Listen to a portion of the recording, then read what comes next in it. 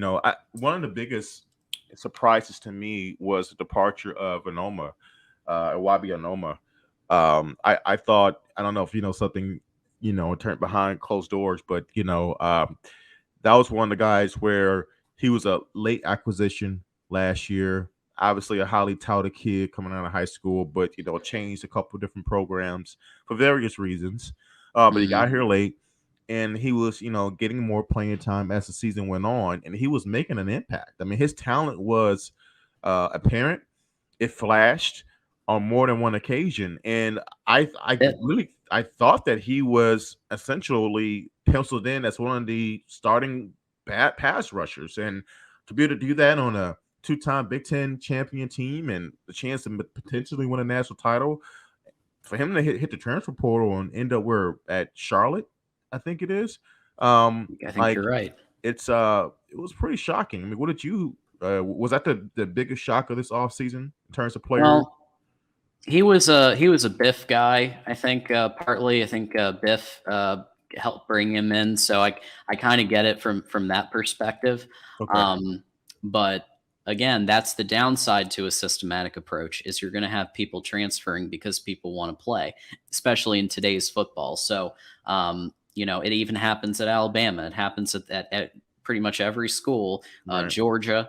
I think we're pretty fortunate to only have a handful of transfers.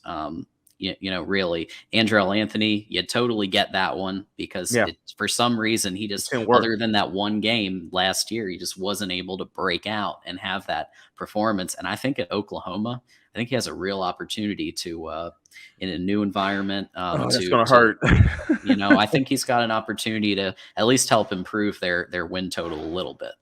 Yeah, but it's gonna hurt, man. I'm not gonna lie. It's always tough seeing Yeah.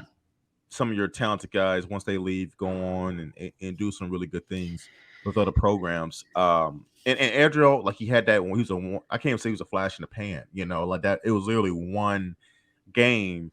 I mean, we were, me and Des were at that Illinois game, and he had a wide open and a beautiful ball by I JJ saw it. towards the corner end zone, and he just I saw dropped it.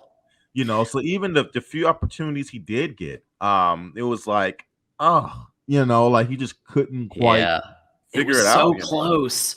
Yeah, Yeah. I will say something about that game that I thought was really cool is that even though it was like negative 10-degree wind chill, everybody was like freezing. I came from Florida, so it was like double oh for me wow, because I'm not used to it as much anymore. right, But it didn't matter because when the good plays happened, and obviously when the win happened, when that field goal happened, everybody was hugging each other. Everybody was each other's best friend. It's just such a cool atmosphere. When you go see it in person. But yeah, Andrell just had that play is so close to being just a really, really like a sports center play.